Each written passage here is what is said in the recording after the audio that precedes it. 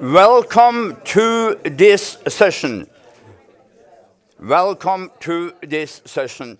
I am very happy that so many could be present here in this room the last day of the Arctic Frontiers. This is the last day, but I think some of the most important discussions will take place today. And I have been through all the programs, so that is true. What we are going to discuss today is sustainable development goals and how do they fit into the Arctic. And we who are organizing this side event, that is SecEg. And could all of you who know what SecEg is, raise your hand? Oh, I am impressed, but there are quite many who don't know that. SecEg is an expert group in social, economic, and cultural issues that we are working with. We are an expert group, and we are within the Arctic Council family. And we are appointed by one of the working groups in Arctic Council, and that is the Sustainability Development Working Group. So if you are not very familiar with the Arctic Council, you don't have to think about these organizations, but you should think about the topic. How is it with these sustainable development goals? Do they fit? And we will discuss that today. This SecEg group, this expert group, we try to develop some kind of reports, state of the knowledge reports. We have already developed one, and it was published at the end of 21, and it is open access. And that is renewable economics in the Arctic. One of the editors you will meet, that is David Natcher. The other is Timo from Finland. He could not be here, but there are a lot of interesting aspects about renewable economics in the Arctic. And then we have started to discuss in this SecEg. And just to tell you, this expert group consists of at least one representative from each Arctic nation and one representative from each of the six permanent participants in the Arctic Council. So we are quite a big group. And the nice thing with this group that we are not the same. We don't come from the same fields. We have quite many different reflections. Most of us are researchers or are dealing with knowledge development in one or another setting. But we are also coming from different places. So we see different things even though it's the same phenomenon. And now we started to discuss last spring when we could work again within the expert group. We start, what should be the next step? What should be the state of knowledge report? And we ended up with saying that, what about these sustainable development goals? Do they fit into the Arctic? And one in the SecEg, Professor David Natcher, he even came up with a note that we have been discussing. And we have had some meetings, and we have found out that we will try to put as many relevant perspectives into that state of knowledge report as possible. And then we found out, why not make a side event here at Arctic Frontiers where we could try to pick up some of the perspectives. So what will happen now is that we have this wonderful, excellent panel, but they are 9 persons, so they can't stand all the time here. But each of them will have 5 minutes to tell a little about their reflections about this topic. And we have done it in, it's very difficult to find the right format, but we decided that we will start with the overall perspective. So it will be the chair of the Sustainable Development Working Group that starts. Then it will be Dave that had the first idea, the first note about this. And then we will go into 2 reports, one connected to Business Index North, and then Econor. And after that, we will have 4 perspectives dealing with things that are important in the Arctic and reflections about the sustainable development goals from these perspectives. And when each have had their 5 minutes, they have 5 minutes, so you could also see on your watch. When they had their 5 minutes, all 9 will be standing here. And then we will have a discussion. We have 3 questions that has been mentioned even in the invitation. But of course, we could have an interactive discussion. We could comment on each other. But mostly important is that if you sit with comments, questions that you would like to raise up, then just tell me and you will have the mic. And there are some who are following us also digitally, and we are very happy that you could also be with us. And you have also the chance to ask questions. You go into the chat function, and then you write your question, and we have 2 who are following this very, very well. So if you have questions, we will try to find room for them too. Okay, that is the introduction, but maybe I should say that my name is Frode Mellemvik, and I am the chair of this expert group, because the chair is always in the country that is the chair of the Arctic Council. And you have also seen that it's not only SECEG that is organizing this, but it's also Nord University. And I'm a professor at Nord University, so therefore I have both these feats there.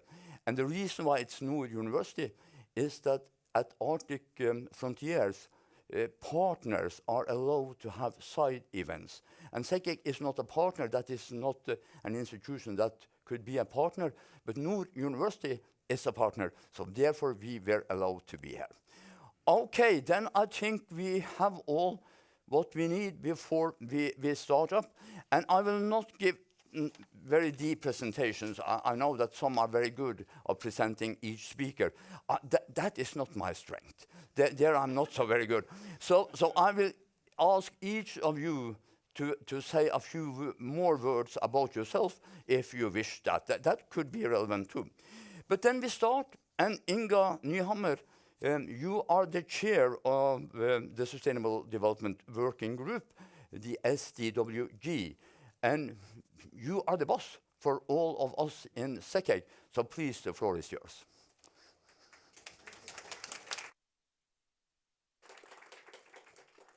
Thank you for that.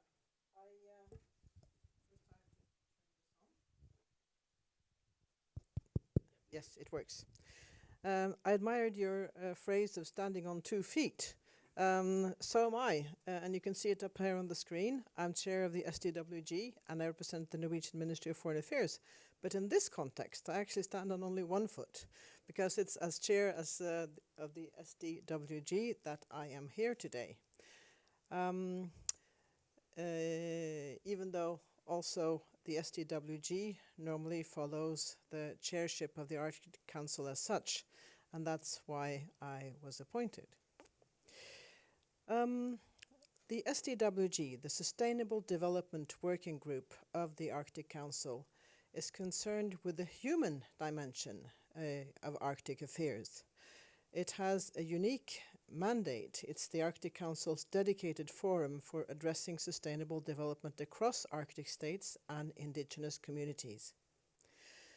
The SDWG's activities then should align with the UN Sustainable Development Goals, focusing on Arctic-specific challenges like community well-being, cultural preservation, and environmental stewardship. The way we go about this is through inclusive collaboration, through partnerships among Arctic states, permanent participants, and observers. The SDWG fosters inclusive decision-making and cooperation tailored to the Arctic's unique conditions. We're concerned with issues that are of relevance to all Arctic communities primarily. And we do this through projects that are often very down to earth and specific, but sometimes a little bit more overarching. And I think that the new project that you are cooking in your expert group is perhaps an example of that. trying to sum up what the Sustainable Development Goals actually will mean in the years ahead of us. The Sustainable Development Goals matter in the Arctic. The Arctic is a vulnerable but vital region. It's affected by global challenges such as climate change, economic transitions, and social inequalities, because it's not only a fragile natural environment, it's also the home to millions of people who have their daily lives in the Arctic. And uniting these two perspectives is a little bit what the SDWG is all about. So adapting the global Sustainable Development Goals to Arctic-specific realities ensure that the unique needs of both indigenous peoples and remote communities are met. I won't say very much more than that. Just underline that the SDWG's collaborative framework and its focus on cultural preservation, local empowerment, in innovative Arctic-specific approaches makes it a quite indispensable mechanism for achieving Sustainable Development Goals in this region. By aligning Arctic priorities with global SDWGs and leveraging the unique strengths of Arctic communities, we can pave the way for a resilient and inclusive Arctic future. And all my other good points I'll come back to in the discussion. Thank you. Very good. And even you didn't use all your minutes, so that's wonderful.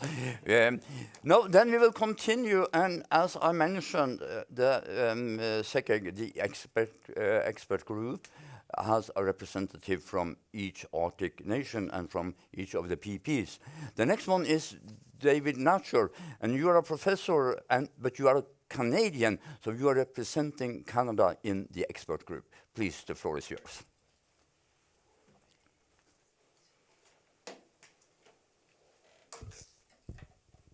Good morning, everybody. Thanks for coming. You never know what the turnout's going to be like on the last day of the conference, so I really appreciate everyone making time for this session. I thought I'd add just a little bit more context from what Frode mentioned at the beginning about the role of SECEG. And the whole notion of the future of SDGs and this post-2030 agenda for the Arctic was really motivated by the Arctic Athabasca Council and the Inuit Circumpolar Council, and encouraging SECEG and researchers to think critically about the SDGs and their application in the Arctic, and that they were concerned that they did not necessarily reflect the realities of remote northern communities or indigenous peoples. And because of that, policies that were being shaped by the SDGs, conservation, green energy transitions, may have a detrimental effect for indigenous communities. So we were encouraged to examine these and take a closer look at what a new agenda might look like for the Arctic.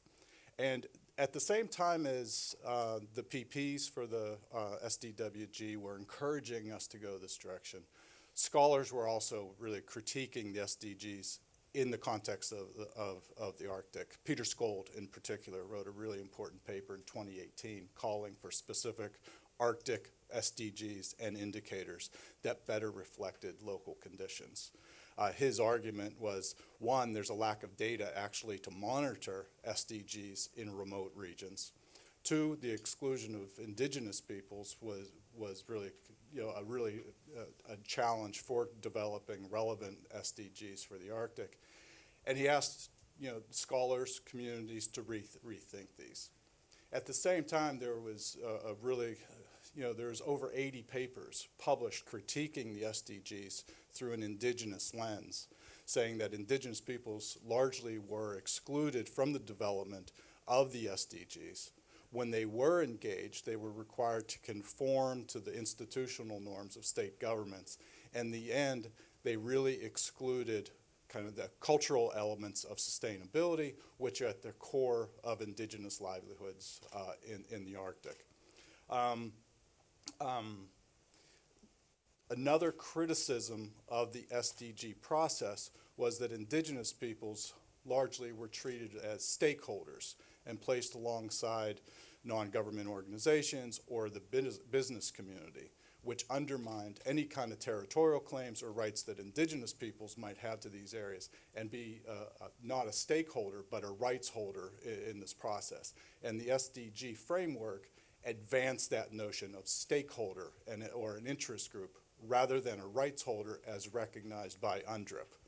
So there's a large scholarship that's really challenging SDGs globally. Very little has been done in the Arctic, with the exception of an important paper by Andrei Petrov a few years ago and collaborators, and Peter Skold's work. So what we're seeing globally is people aren't necessarily abandoning the SDGs, indigenous communities in particular, and saying we need to divorce ourselves from the SDG or global indices. But we need to think more critically about what those SDGs could be, how they could better reflect Arctic conditions and the realities of indigenous peoples. So you're seeing indigenous organizations and communities globally proposing new SDGs, suggesting new indicators that can be used to measure a self-determined form of development and cultural sustainability in the Arctic or in indigenous territories. And fundamental to these new SDGs is the recognition of indigenous peoples being rights holders in this process and partnering with governments and not being treated as a stakeholder in the process. So that's how we got here, thanks to AAC and ICC's nudging us to start looking at these challenges and start to ask questions about, well, what kind of new goals, what kind of new sustainable development goals could be developed to better reflect Arctic conditions and the realities and rights of indigenous peoples? What new indicators could be used to kind of monitor progress towards the achievement of these SDGs? What are the data? Are there data actually available to actually make progress and track that change? And what about issues of data sovereignty? What role do indigenous governments have to control access and use of their data in this process? This session today is the first step in trying to explore those possibilities. I can't say we have a grand plan at this stage right now, but this is start of that dialogue to think more critically about what a post-2030 agenda could look like for the Arctic, where sustainable development goals could be more relevant to remote indigenous communities in the north. So I have 20 seconds left. I'll stop there. Thank you very much. Thank you very much, Dave, for that, and also to give the link to where it started and where that kind of discussion started. Then we go into two reports or things that have been done connected to Sustainable Development Goals. And first is Andrei Mineyev. Andrei is a doctor and a researcher at the Heinrich Center. The floor is yours. Thank you very much, dear Frode, dear colleagues. Thank you for your interest in this session. My name is Andrei Mineyev. I work as a researcher at the Heinrich Center for Business and Governance at Nord University Business School in Norway. I would like to share our experiences with working with regional level SDGs. My experience comes from the project Business Index North. Business Index North has ambition to contribute to sustainable value creation in the Arctic. And what we are doing, we produce reports, both printed and online reports, where we show developments in the Arctic regions with help of maps, graphs, numbers, but we also apply scenario methodology to understand how the future of the Arctic may unfold. In 2020, we produced this report. This is assessment of sustainable development goals, accomplishment in the Arctic regions. The geographic scope of the report was Barents region, so we compared developments in the north of Norway, Sweden, Finland, and northwest Russia. So what we learned from this work, when you try to measure sustainable development goals at regional level in the Arctic, we found that it's difficult to get access, or there is even lack of some data at regional level. So at national level you can find data, but at the region, when you go to the regional level, it's much more difficult. We also realized that Sustainable Development Goals indicators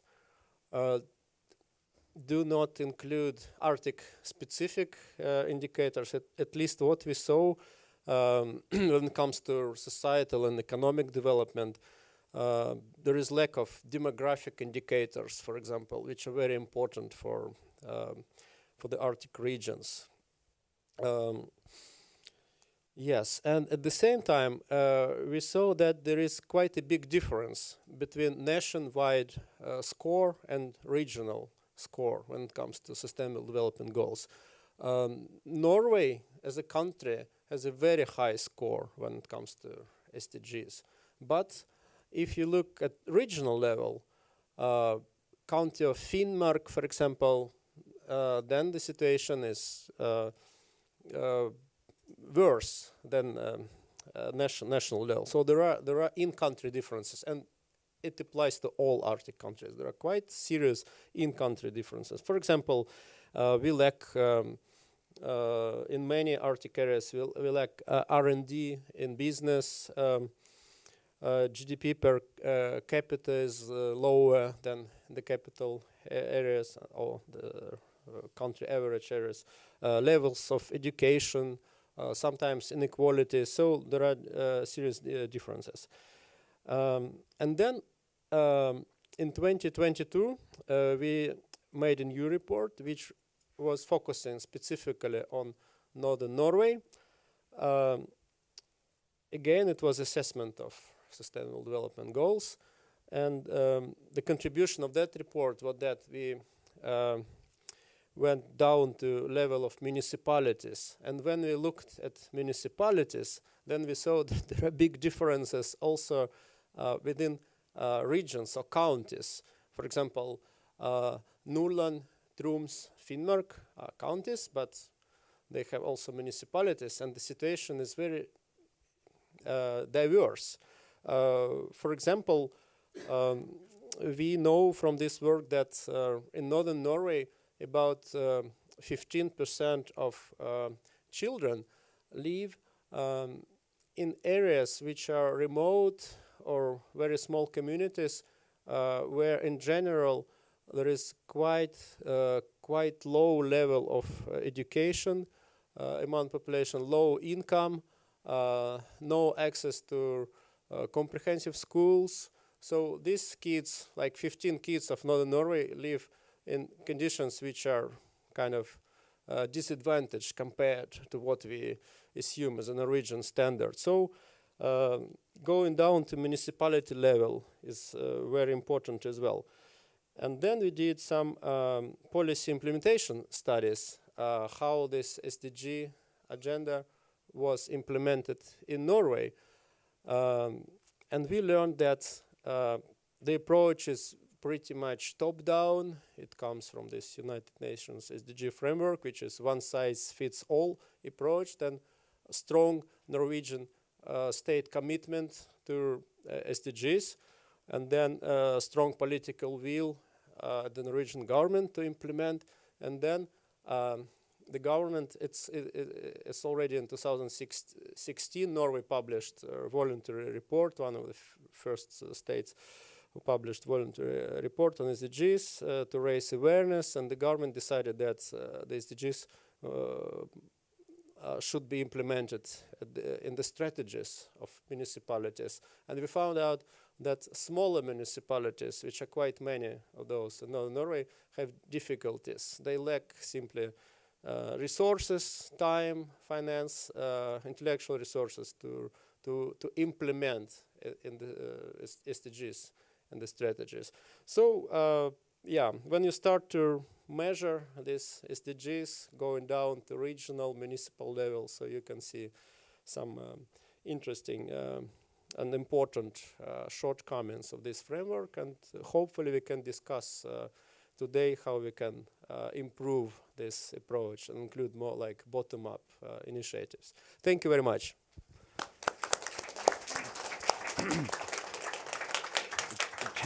Thank you, Andrei, and maybe we should add that all these reports are available online, so it's easy to find them. The next report will be presented by, or the aspects that are important here will be presented by researcher Julia Aslaksen. Julia is working at Statistics Norway, and maybe in this setting she is mostly known for one of the founder of the very important Equinor project. So Julia, the floor is yours. Thank you very much, Frode, for that kind introduction.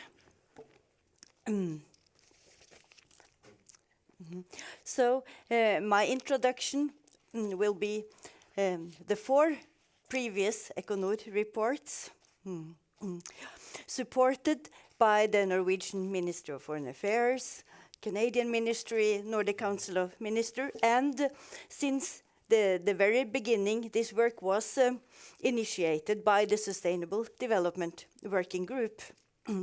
And we have always, in the 4 reports, aimed to draw this comprehensive picture that our chair outlined, see nature, culture, economy, social conditions in connection.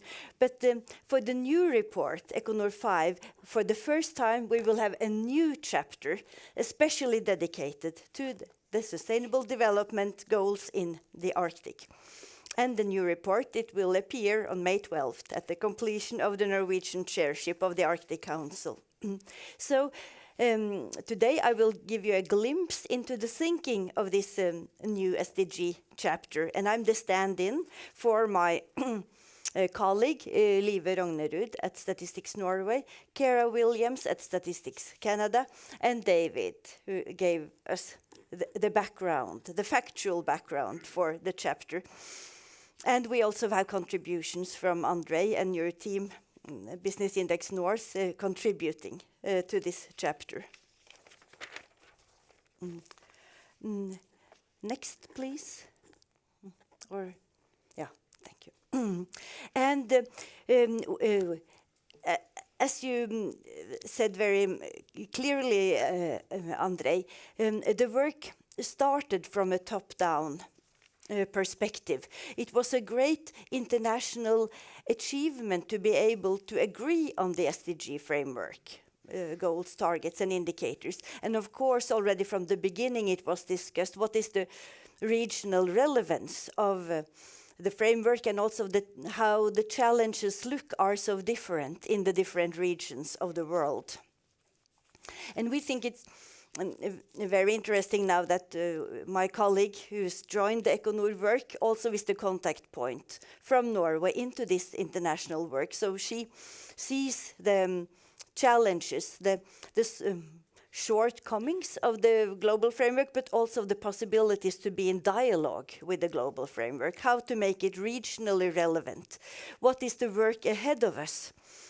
To acknowledge the differences between and within the Arctic regions. How can this be brought into the global SDG framework?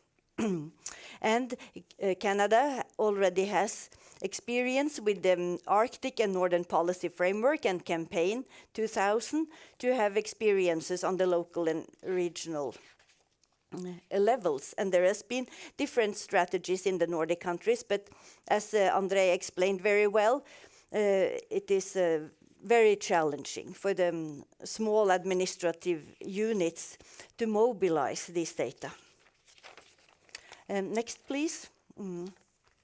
As we know, the Arctic challenges, as has been described by the previous speakers here, the dilemmas between the SDGs, how to achieve climate mitigation without destroying the land, the life of land and the nature-based livelihood. How will we deal with that? How to secure income opportunities, again without destroying nature. how do these are the challenges worldwide, but how do they look in the Arctic? That is really what we need to work on in the next iteration. And then the statistical challenge, as we have to take into account in our statistical work, with remote communities, sparsely populated, geographically vast areas, we cannot immediately establish statistical indicators. We need qualitative and quantitative research, as David will explain in the new chapter. But we need to stay tuned to this challenge. Measuring over time is important to inform policy. And we really need the statistics. Next, please. So what are the Arctic opportunities? Last year, the UN General Assembly agreed on the Pact for the Future, and this calls for better use of indigenous knowledge. And I should add also the recognition that indigenous people are not only the stakeholders, but the rights holders, as David explained. And again, this brings out clearly the dilemma I mentioned at the introduction. This is the top-down global framework. How can we ensure the continuity in the dialogue to stay within the global framework and yet making it Arctic relevant for the indigenous people, all the Arctic residents. And also we have another new chapter in Econor on where we bring out the voices of the indigenous peoples themselves. So this sort of mirrors the new challenge that will be in the new work on the Arctic SDGs in the post-30 framework. Thank you. Thank you very much, Julia, and we are looking very much forward to the report. So, and that will be a very good start if we continue that work in the SECAC, because we have the report from Econor coming in May, and we are thinking about this project that when we are doing this state of knowledge report, we are thinking about 2-3 years. We are thinking about more chairship periods. So we are waiting till May to learn more.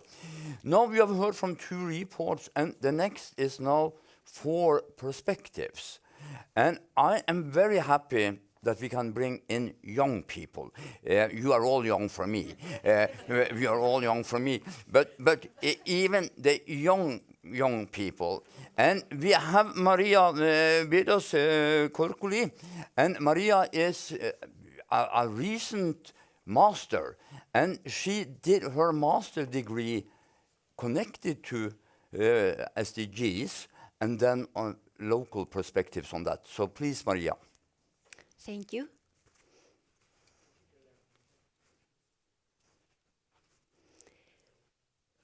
So I can click this on my own? Yes, I can. So I have to say that I'm very honored to be part of this incredible panel. So my name is Maria. I'm coming from Greece, and I worked and studied in Amsterdam in HR and organizational culture before I moved to the Arctic in Buda and study sustainable leadership and Arctic perspectives. The last months I spent my time reading papers about sustainability, and I found myself very curious to learn more about social sustainability and communities and what we can learn from them. So some things that they were obvious while I was reading these papers is that there is this disconnect between what the communities need and what are the what are the measurements about sustainability. So it was very interesting because the measurements are where is the agenda is oriented, but the needs seem to be different or not completely aligned. And then there is some gap between what we want to achieve and what is important to achieve. So I focused my thesis about understanding more these perspectives of the community members about social sustainability. So I developed a framework having the community members' perceptions in the center. And then I did a field study going to an Arctic community to discuss with them and learning more about their needs, but their intrinsic needs, because we focus a lot on the extrinsic needs, which are super important as well. But I wanted to learn more about things like autonomy, belonging, and competence. This is based on a fundamental self-determination theory. These are fundamental needs, and they lead to mental health and increased well-being and quality of life. Autonomy is more about the sense of agency we have. Belonging is more about the way we feel that we are related to the community, and competence is more about the opportunity that we have to contribute to this community and feel accomplished. All the three fundamental, universally, but expressed in a different way in different communities and cultures. The second area is how community members feel about some objective indicators about sustainability. And I focused on migration trends, education, and deployment. So Arctic communities have these special characteristics that they need more people, more young people, and then we see when we talk about the sustainability goals, top-down approach, it's more about overpopulation, and when we go to Arctic communities, we see that we actually need more people, so we already see that we talk about two different things. And the third area is how quality of life and well-being is perceived by these community members, and how this contributes to social sustainability perceptions. So some of my main findings were that autonomy and belonging are crucial for community members and expressed more based on the sense of agency they have, the integration in the decision making that they are able to have, and to which extent they feel that they're related to the community and the place that they live. And this has also to do a lot about their connection to nature and their cultural integrity. And as a last point, I would like to mention, after having this interaction with the community members and reading all of these papers, it's very important to listen to the communities, respect their values, and work with them to create solutions that truly fit with their values. Thank you.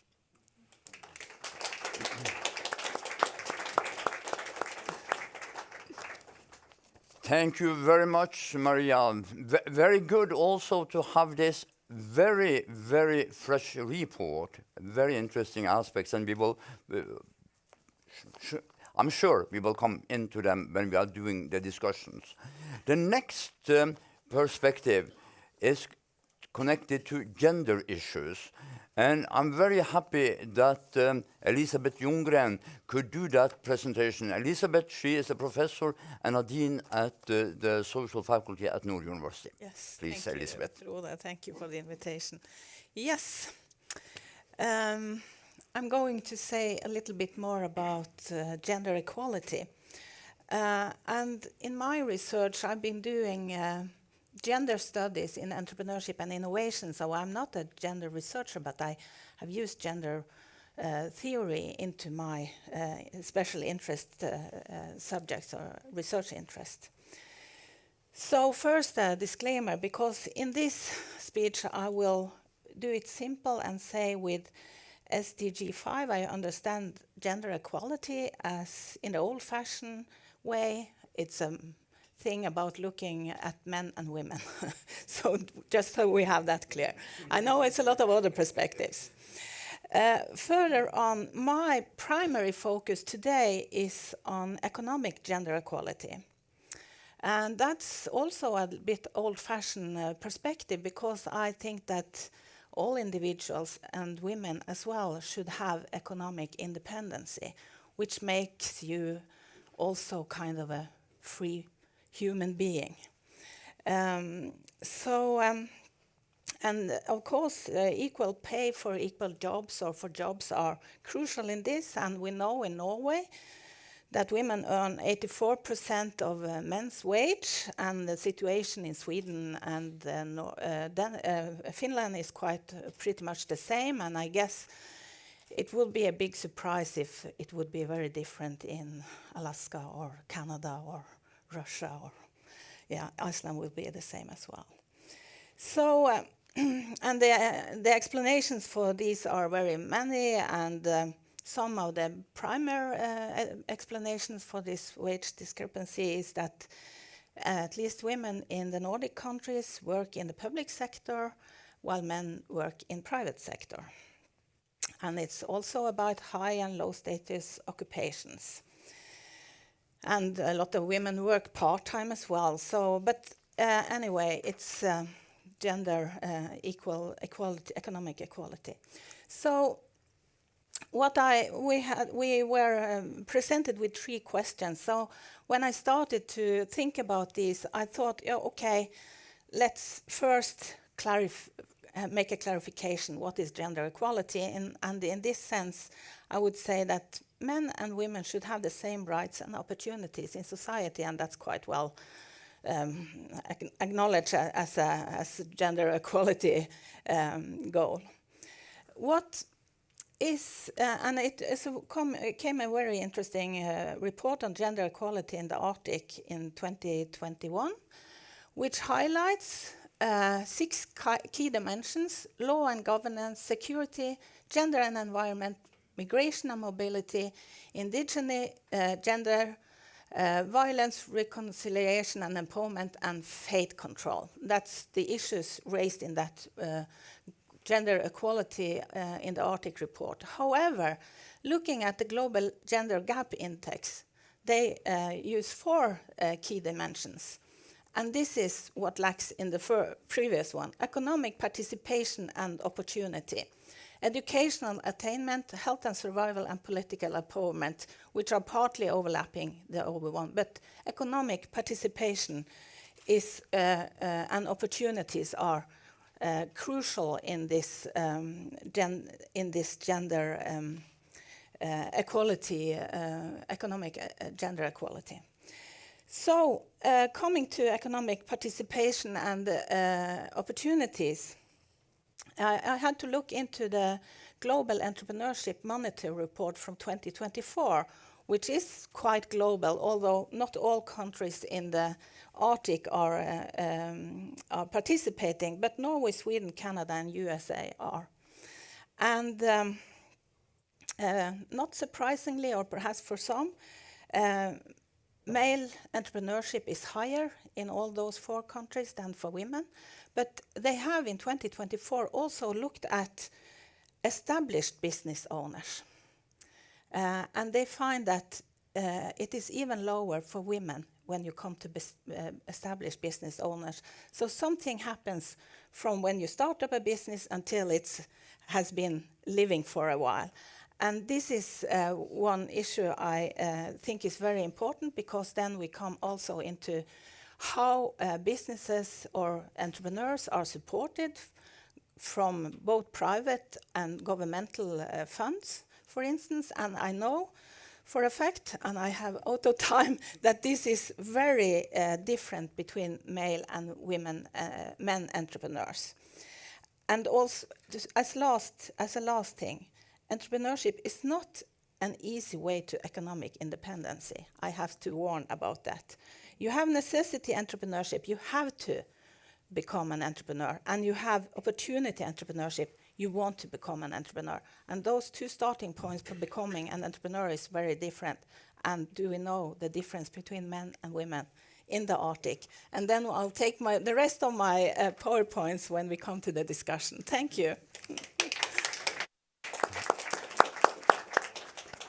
Thank you very much, Elisabeth, and thank you also for showing that there are gaps in what we have been working with. And I think that will always be there. So it's very important to raise these questions.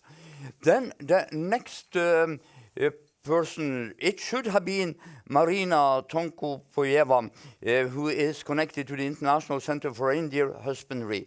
She could not be here, but we are very happy that you, Svein Dish Mathisen, who is a professor and have been working with these issues for a long time, that you could be with us. So please, the floor is yours, Svein. Thank you, Frode, for inviting me and us to give a little perspective. I'm a professor at SAMI, University of Applied Science, and I'm a researcher at the International Center for Reindeer Husbandry, and I'm delivering this work together with Anders Oskal and Marina Tankopeva. Sometimes it's not enough to have me as a Norwegian. I'm not a Sami, I'm not an indigenous, but I've been working with this institution for 20 years. But sometimes, Frode, it's not enough. Sometimes you really have to have the indigenous scholars presented themselves. But I'm going to tell you a little bit what we do in this reindeer herding and resilience project. And I will have a different approach. About the sustainable goals, there is a saying, leave no one behind, you know. That's where we are working from those two institutions. Leave no one behind. And it's of course, how do you include traditional knowledge and indigenous knowledge? There is no definition of science, I think, in the world. There is several definitions of traditional knowledge. And we are using the Indigenous Peoples Secretariat's Ottawa principle on traditional knowledge in our understanding to make sure that everyone should be on board, you know. In particular, in times when climate is changing. In northern Norway, there's two landscapes, you know. There is a Norwegian landscape, as you see here, and there is a Sami landscape at the same time. So that little snow patch there has a knowledge from a Sami perspective, and has a different perspective from a Norwegian from the same valley, from the same fjord. So Jakob Meløy, the late professor in philosophy of the University of Tromsø, he called it the two landscapes of northern Norway. And the Sami perspectives has never properly been included, you know, it's left behind. And I tell you why, what's happened. This could be fixed very easy, you know, by working together, no problem. Our Common Future, 1987, Gro Harlem Brundtland. I've been very fortunate to interview a lot of those who worked with Gro Harlem Brundtland. In that report, you have indigenous knowledge. Actually, it's a strong saying, you know, tribal and indigenous people and their knowledge. But when Norway implemented the report, it disappeared. So when the Norwegian government started to implement into the local community, indigenous knowledge was not existing, you know.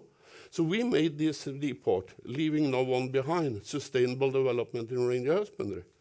You could read that together with Inge-Marie Geip-Eibra and Katrine Johnson and me, and Anders Oskal. Actually, in reindeer management in Norway, there is no traditional knowledge, believe me. And this, to just simplify, Gro Harlem Brundtland, very report, Sustainable Development. When Norway developed it, it simplified the whole thing. And the whole perspective of indigenous people disappeared completely. While when we investigated, we find reindeer herders' sustainability very complex. This is complex system. And I think Jennifer will talk about the resilience of complex systems. So we have gone all the way back to 7025, Frode. And this book will be published tomorrow at Springer Nature, you know, 700 pages. It's the old priest Knut Lem. And he provided a lot of knowledge about from Porsangerfjord, you know. And we have translated it to English. It was in Danish Gothic, and we have now it's available tomorrow. It's free for all of you, free access online. Read it, because here you see it was there in 1725, and then it's left behind. When the line turns on, it's important that it became an opportunity for everyone. You shouldn't leave the Sami population behind, you know.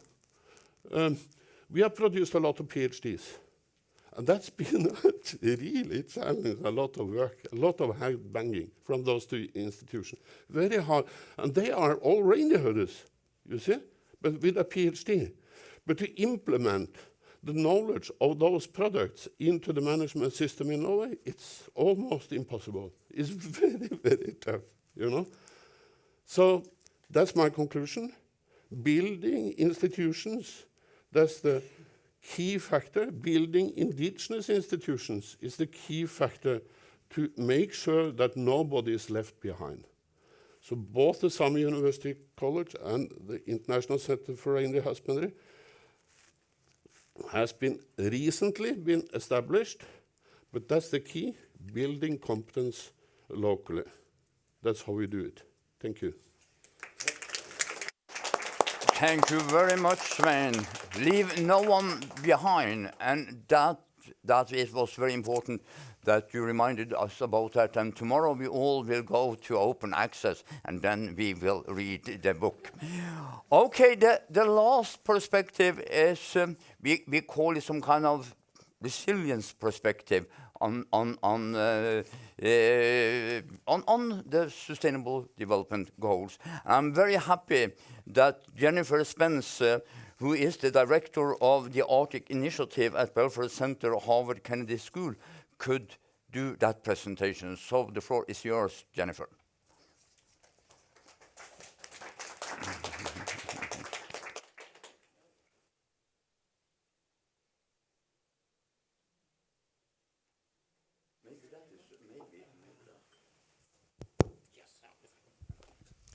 Thanks so much, Frode. And I feel like the disadvantage or advantage of bringing up the end of a very fulsome conversation on these things, but I do feel like I have the advantage of the last word. So this is, as Frode said, in addition to questions around the Sustainable Development Goals, the Arctic Council and the Sustainable Development Working Group in particular has also played an important role in advancing the concept of resilience in the Arctic. In 2016, the Arctic Council introduced an Arctic Resilience Report, and for me, that work has continued, and for many of us who have continued these conversations, it's been an important opportunity to, similar to what Dave is talking about, consider and explore some of the characteristics and conditions that make the Arctic unique. What is it that we're trying to articulate? What are the purposes of these lenses that we bring to different things? And the Sustainable Development Working Group has played an important role in advancing these conversations. But we also, in our efforts through the work of SECAG and the Sustainable Development Working Group, really recognize that often with these concepts, we use the same concept. So in this case, resilience is the capacity to respond to stress or shock and either bounce back, adapt, or transform. So this idea of this has been an interesting lens to better understand particular problems. But we also, what was interesting in the Arctic Council context is over the last few years, we also noticed that we were using the concept in very different ways. So it was really exciting to come together with colleagues at NORD and colleagues at SECAG and actually say, all right, so as a concept, how is this useful for advancing issues? What are the characteristics? But also to ask some really important questions about resilience of what? Resilience for whom? And what is it unique about the Arctic that we're really trying to capture? And so we've hosted a variety of workshops with people and really tried to bring in a multidisciplinary approach to this. We had Svein just talked about the resilience work that the International Center for Reindeer Husbandry is doing, but then we also know that NORD is looking at resilience of businesses. And is there a place for these different dialogues to come together and learn something that from each other, or are we using a lens that ultimately can't be brought together? So that is the challenge we have posed to ourselves. So we currently have an initiative underway called What Does It Mean to Be Resilient? Lessons from the Arctic. And what's really exciting about this, we've just received, we received 27 Andre proposals, or maybe I'm exaggerating a little, but yeah, chapter proposals. Yes, 20. So, but from all Arctic countries, covering community, micro, from a individual perspective, all the way to pan-Arctic. And so this is going to be a real opportunity for us to sort of look at what do we learn from these? What does this tell us about the characteristics and conditions of resilience? And really explore how this advances what we mean by resilience in the Arctic context, but also to sort of use this as a lens that empowers those in the Arctic to tell their stories and to share those lessons with the world. So we often take the perspective of vulnerability in the Arctic, but what we know is that communities in the Arctic have been incredibly powerful and have lived in these spaces for thousands of years. And so what do we, for all over the world, what do we learn from Arctic communities? What can we convey of those lessons to Arctic communities? And I think that's the really exciting component of this. And the other part of it is, as much as there will be a book project, one of our questions is how can we use this as a platform for people across the Arctic to share their experiences? So we're going to have a storyboard that will have an interactive component to this, where the different cases that have been proposed from all over the Arctic, we will have the opportunity for them to do interviews with the specific community members, podcasts, but make this much more as an accessible tool to people within the Arctic who want to learn from each other, because I think that that is ultimately the most powerful part of this. And so I say, as we enter a question of the SDG conversation, that it's a really important complementary element that we are challenging the global community to how do we make a global framework more relevant in the Arctic, at the same time that we're working on a resilience lens and how we can bring that up from the grassroots and where the two meet and how can they complement each other to advance really important conversations. So.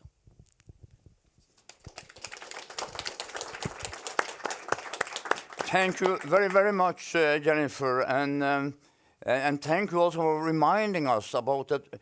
Many of us are working with trying to develop knowledge, understanding what is going on from our fields. And as you said, suddenly we met here in Tromsø from different perspectives, and it was some kind of a coincidence. And some good things comes also from coincidence. Now it's a complicated thing that shall happen. We are now going to ask all who have been in the discussion or presentation to come forward, and we will stand around two tables. So André, if you could help me with that. And then I will make space here. And those of you who have your microphones, you will use them. The others, you will have to share the two ones. So if all of you who presented could come forward and share the space. We must always share the space. And let me just say that I'm very thankful to all your comments, and I'm not going to do some kind of an interview going that I'm a moderator, because we are not in that kind of a setting. We are in a setting where all your perspectives are so important and all your reflections are so important. So I will ask each of you first. You could feel quite free what you would like to comment on. Now we have heard the different kind of stories, the different kind of ideas, and I could just say that I think it was Elisabeth, you mentioned the three questions that we have asked when we invited. How to develop inclusive approaches to Arctic SDGs? How can local and indigenous communities contribute? What is the role of the cultural component in sustainable development? So maybe some of you have been reflecting a little more on that, then you could touch upon that. You should feel free, but don't use too much time, because we should also let the audience have the chance to come with comments. But I start just there. So Inga, if you start, and then we go to Dave.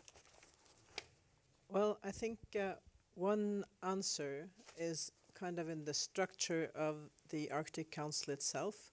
To my knowledge, it's the only international body where also 6 permanent participants representing indigenous peoples are actually at the table on all levels of the Arctic Council. And this is a perspective that would be extremely useful, I think, also when discussing this particular subject matter, and indeed should be reflected in the way that specific projects are organized. Thank you very much. You'd like me to say something? Yes, you are free not to comment, but that we have said that everyone should have the opportunity. I think it's 2032. We are going to have a huge international research activity, international polyyear. That's coming very, very soon. You know, last time because of the Arctic Council and the unique cooperation between the indigenous peoples and the states in the Arctic Council, the indigenous perspective was included in the international polyyear. I think the international polyyear next time, that's a great opportunity to make sure that we also include the sustainable goals. You know, that's not done automatically. It's a lot of work. So the social sciences, the indigenous people, all of this has to be included in the international polyyear work.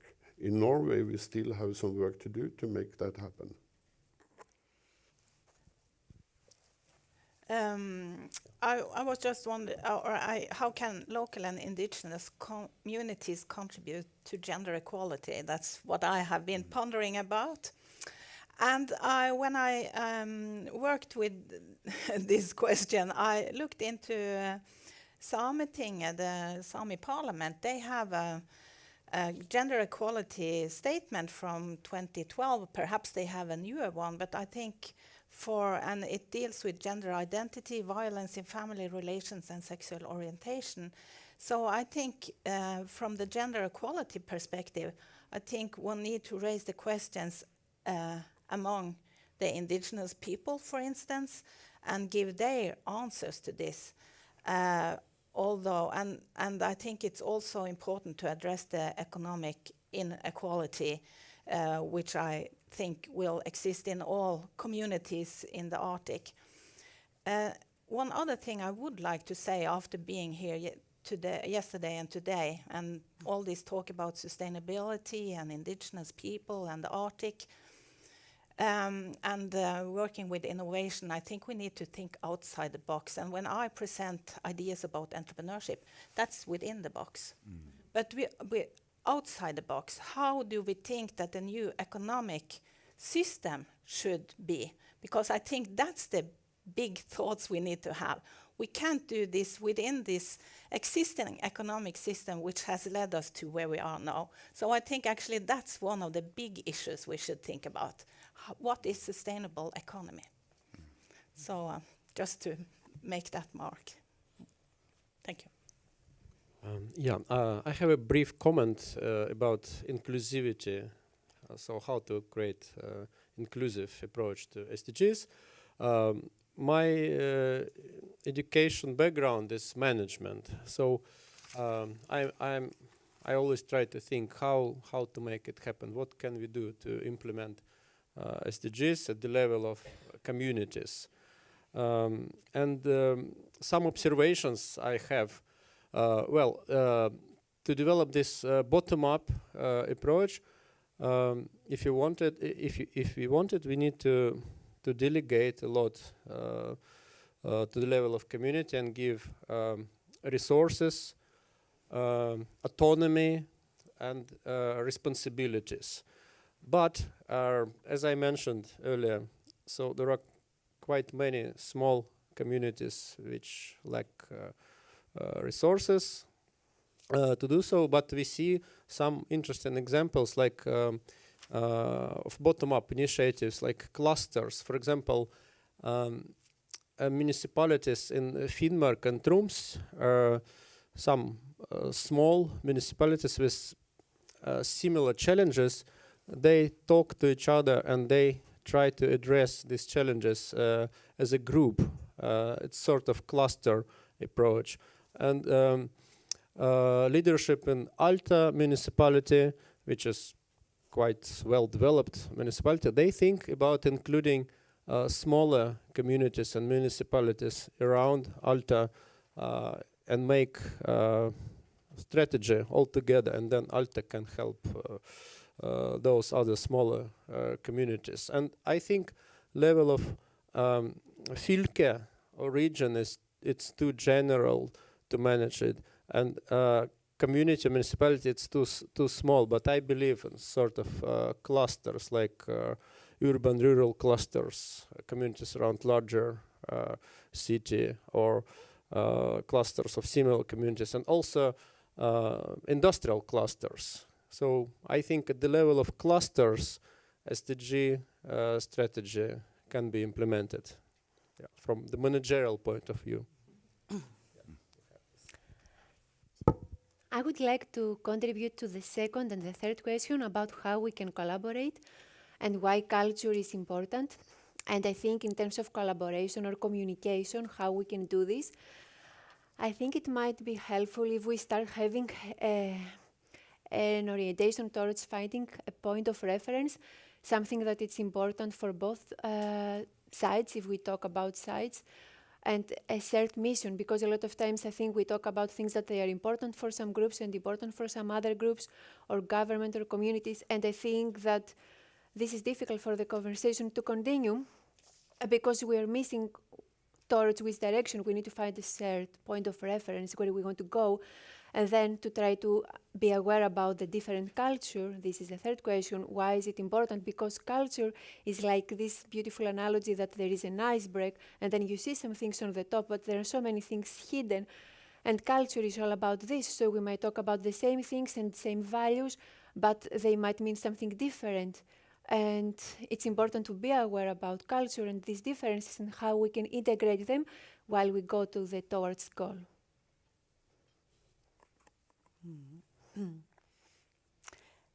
Yes, I would like to address the first question about inclusivity, and then first on the institutional level, the role of the Arctic Council in these processes is very important, because when I learned from my colleague, the statisticians who work on the global level, it's like so far away to the Arctic, and it's a lack of communication, or I mean some communication, but the communication should be strengthened. That is really an important aspect of the inclusivity, to make the global framework much more relevant for the Arctic, as many of you touched upon. And the other, also to be inclusive of the economic perspective. I mean, of course, I have to say that with economic, but it's, I mean, it is really no contradiction, you know. Sometimes when I'm asked, but you know, what about the statistical perspective, the indigenous perspective? They are so different. Wait a moment. It is so important to have the facts about the economic drivers that impact the global economic development, that impacts the Arctic, and also the economic opportunities in the Arctic. Who benefit from the economic opportunities and who not? And we really need to look into the figures, and sometimes we get the case studies and special reports, but also it's difficult to work to find the representative data, you know, to give the overview. So I hope we can continue this work, also to look through the economic lens, but not only present the hard facts as the hard facts, but to always think to how to present these hard facts in the context, in the broad context of the landscapes of the Arctic, the local communities, the realities of the Arctic, and that's it takes a lot of work to do, and it's very important to continue this work and cooperate to be more inclusive. Thank you. Thanks. So I have two very different points to make. One is sort of conceptual in the sense that I think one of the things that's really struck me in our conversations that we've been having about resilience is something that came out, which was a bit of an aha moment for me, and I would sort of caution in this context as well, is that I think that there's the aspirational elements of the SDGs, and then there's the sort of the implementation of them.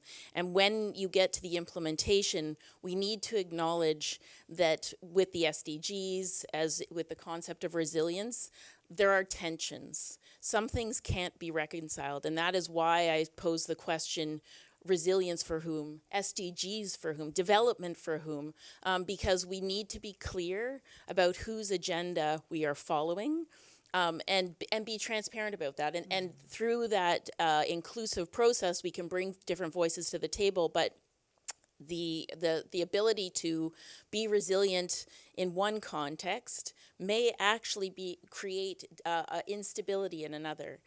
So if you are trying to make policy decisions at a national level, you may make hard health decisions that do not benefit those in the Arctic. And ultimately, we have to acknowledge those tensions. So that's one thing in terms of a conceptual thing. The other is to say, and I love that this conversation hasn't gone there, and we're talking about sustainable development, but I also sort of point out that we have hit a new shock over the last few years. And that is the shock of the geopolitical situation in the Arctic and the impacts that has for governance. And in this context, in terms of thinking about how to advance the spirit of the SDGs or the spirit of resilience in the Arctic, or to support communities moving forward, I think we really need to think about our institutions and what that means for how we can, as much as possible, depoliticize the work that needs to be done. And I think that the Arctic Council can play a really important role in that, and that but to do it consciously and to understand that in this current context, some of the most important work is going to be done by communities in the working level, and that we have to find creative and innovative ways to make that happen, because these are extremely challenging times, and resilience may be in forms that we didn't imagine before. I will just interrupt before Dave.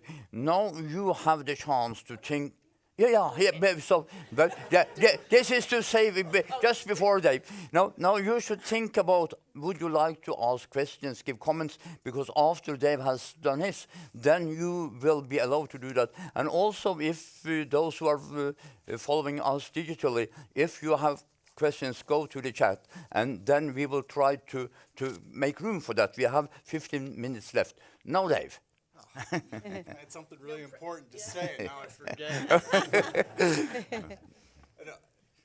I think, I would just say that if we're going to make the Sustainable Development Goals relevant to the Arctic, and I guess globally for that matter, I think there's a genuine commitment to making culture a fundamental pillar within that framework, and you certainly haven't seen that in many places today. And if we are going to advance that as a priority, I do think Indigenous involvement has to move from stakeholder or partial to the public interest to a driver of that process, and not being invited to participate in someone else's process, but to move that agenda forward, where we are actually arriving at more complex notions of sustainability and self-determined forms of development. What do they mean? And I don't think that's going to be achieved without that leadership role of Indigenous peoples in the Arctic, at least in my opinion. Very good. I hope I did not kill any of your, because what you had said now is so important. Okay, are there anyone here who would like to ask questions or comment? Yes, and we have a helper here. So, and please present yourself. Thank you. My name is Denek Dvorak, and I work as a special advisor at Nordland County Council, just south of Tromsø. And thank you for all the presentations and your insights. And I would like to elaborate a little bit on what Jennifer started. And that's that, I mean, all the work done on statistics and all the reports are super important for the local and regional level, and gives us kind of a way, like, what should we work on? And last year, I spent a lot of time working on a new regional development strategy, and we have been talking a lot about, okay, we know where the gaps are in the sectors, but how can we work with what I can call maybe for holistic decision making? because it is actually, and for, I would say, for many decision makers on the local and regional level, it's at the end of the day, how are you gonna calibrate those 3 or maybe 4 dimensions, because I totally agree with you that the security should maybe the 4th pillar in all of that. How are we gonna calibrate them?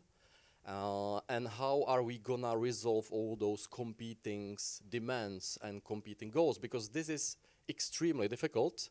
Maybe some bigger institutions or bigger cities have good solutions, but as you know, the local and regional authorities in the Arctic are usually not very big. So I think that that would be really something what could help us. And I mean, we spent a half year discussing this, but we haven't got into that many good examples how such, let's say, parameters or how you could do this holistic decision making more hands-on. Because of course, dialogue, we need more perspectives, but at the end of the day, it's also about how can you work with those things, not only kind of vertically in the structures you already have, but how can you work with that more horizontally? And that's a big question, and if you have any good answers now, I'm really happy to hear that. Thank you very much. And I think we wait with a comment. I'm just going to say yes. Yeah, no, because we will let the audience come, and then, but you write down and think. There was one more there. Yes, please. Hi, everyone. My name is Matthew. I work at the Inuit Circumpolar Council. My question is about strategic direction for the next global framework. So knowing that the Sustainable Development Goals up in 2030, and 2030 is not that far away. So I know, Professor Natcher, you were speaking of the fact that Arctic Indigenous peoples and rights weren't respected in the sense of Indigenous people treated as stakeholders, not as rights holders. So my question to anyone on the panel here is, how can Arctic projects or regional projects help feed into this strategic decision making, and what mechanisms can be used to influence that UN process post 2030 to make sure that this doesn't happen again? Thank you. Thank you very much. Are there any more? Yeah, there is one in the back there. Thank you, dear panel, for the great presentations. My name is Sebastian. I'm representing the Norwegian Institute for Water Research. And in my previous job, I worked for the UN. So UN development goals are close to my heart in both jobs. One thing that I remember in both things is that something that was mentioned on the panel also, there are conflicts regionally and there are conflicts between different sectors. How do you suggest the UN, nation states, regional and local entities can be combined in a way that such conflicts can be minimized and not maximized? Thank you. And Marcus, are there any in the chat? No. Very good. No, that means that you have been very clear. So that's very good. Are there anyone who would like to comment? Jennifer, you were addressed, and Dave was addressed, and but you should feel very important issues.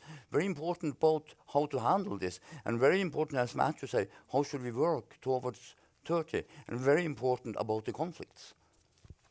I'm going to let Dave take Matt's question. So I'm just letting him know in advance. I mean, ultimately, there's a complementarity here in terms of how things are operationalized. And I don't have an answer, but I would say 2 things. Transparency, that we have to be clear and transparent about the assumptions we're making and what are the motivations. And part of that is a bit about bringing the different perspectives into the room and convening conversations of where those tensions exist so that they can be exposed, and ultimately and creating a space for those to be in conversation and then to make some hard decisions. But they're not easy decisions. The question about what to prioritize or how to function holistically, but that's where I'll be a total policy geek and just sort of say, for me, there is a process element to it of how do we define the development goals in moving forward in a way that acknowledges some of the gaps previously, like the role of rights holders in defining specific needs, but also how those local interests and needs sometimes get compromised in larger agendas. Yeah, this is just going to be the ultimate cop-out. Those questions are exactly what we're grappling with. And, you know, how to, you know, the scale issues associated with SDGs. How do you connect these vertical and horizontal linkages and relationships? Again, how to not repeat the shortcomings of the Millennium Development Goals. You know, is this just going to be another, you know, shortcoming? I wish like I said before, I wish I had this grand plan, say this is how it's all going to roll out, but those are all critical questions. And I think when ICC and Arctic Athabasca Council kind of encouraged me and us to look at this, I was so naive. Like, oh yeah, we'll develop some SDGs for the Arctic, you know, a piece of cake. And you get into it and you realize, oh man, this is tough. And I'm not naive to that now. But I think these are really critical and important discussions. We do have a bit of a window, you know, between now and the sunset of 2030. You know, I think it's going to take a little work. I'm really excited that SECAG as an organization and, you know, with its connections and SDWG is really supportive of this. And I don't know where it's going to go, but those are the three questions that were raised are going to be really fundamental to this moving forward. And that's why this session, we're really excited about it. It's like, let's get a bunch of smart people in a room and start, you know, hammering it out. What are the things that we need to think about if we're actually going to make any progress going forward? And I would just want to say, there's some pretty exciting examples elsewhere, New Zealand, Australia. People are thinking about these things, and I think there are some lessons to learn from other indigenous territories, other jurisdictions that maybe we could bring back, but hopefully share some of our experiences moving forward. Thank you. And then Inga, please. Well, if I can draw for a moment, not only from my current position as chair of the SDWG, but also from 30 years of experience as a government bureaucrat, I would say that it comes as no surprise that in this, as in many other fields, we won't see all the rights and competing interests fall together in a beautiful puzzle all by itself. This is what politics is all about, after all. But what we can try to do is to make sure that we don't make avoidable mistakes in not knowing what we're doing. And then again, I think being present at the table, being present in the room is the first point of departure, making sure that we know what the different interests are of people. And I think there too, the Arctic Council has very many good examples of bringing issues down to earth, down to local communities, down to local circumstances, and also in terms of culture. I mean, culture is also a very vague concept, after all. Cultural practices might be, you know, directly opposite gender equality interests, for example, just to make an obvious example from today's discussion. But we have to know what we're doing, and that is the point of departure. And in the end, there will be political decisions, and not everybody will be happy about them. But at least the reactions should come as no surprise to those making them. That, I think, must be a goal. Thank you. And then Svein has asked. And Svein, when you are also, because you mentioned the International Polar Year, and I think that is very important, if you have any ideas about how we could follow that up in the process. Yeah, but we could do that later, because that's all about moving into the budgets and make sure that your project and Arctic Council's perspectives are seen in the budget line nationally, in Canada and in Norway, wherever. And that's a work by itself. But I really like to thank for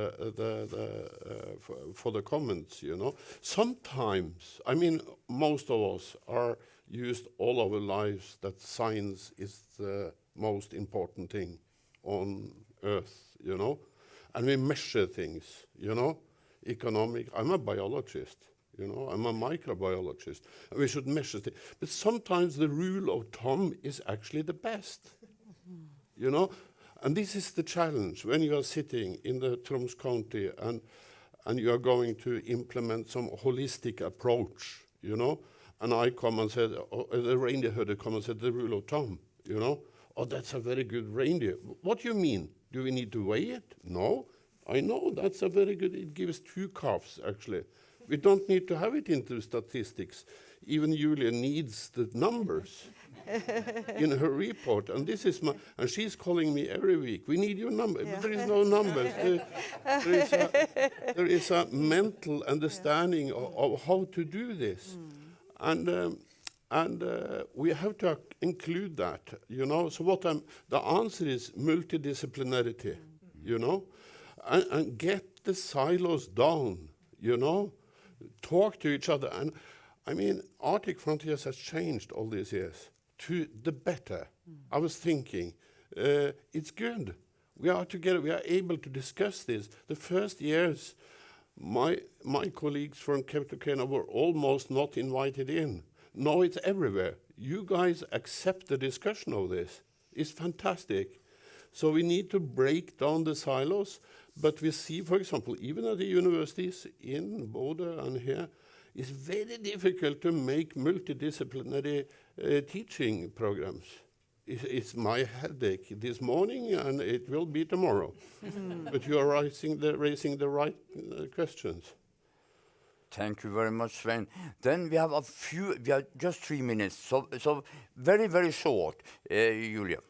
And the young people, to respond to your question, you know, the holistic, the mechanism, the young people, as you said, Svein, leave no one behind, and also how you always work with the young people. You show their dissertations, but also to be leadership, both in academia and reindeer herding. And you had the Arctic Youth Conference now. That was so successful for the Arctic Council. And again, you can say more about this, Svein, but the importance to bring the young people to the table. I think maybe if you are not burning in with something that you have to say now, then I think that was so nice, the young people. When we are discussing all these things, even if it's tacit knowledge, as you say, or it is politics, and how could we inspire the politicians to make the right decisions, because that is some of our duty, or whether it is other things that we should really focus on. I think the young people will benefit from what we could do. And I will thank you, but before I do that, you have mentioned culture. Many of you have mentioned culture. And today I know that there will be a session in another building where they are discussing the European culture capital that is very important in Europe, and that is very important in North Finland, North Sweden, north of Norway. So if you would like to share your wisdom about how should we take care of the culture in this context, I think that could be a wonderful place. But let me say that I'm very, very satisfied that you could share your ideas. I hope we could use your slides. Some of you had slides. We have people who have been following us, so we have notes even. So it will, there, but we have notes also from people here. So we hope to use this in the work in SECAG. We will already continue this in our second meeting, the 5th of February, and see what could we do as the next steps. And of course, as the 30, what should happen there in the 30, we must work with that now. So give the panel a warm and hard hand. Thank you. You were so good. No,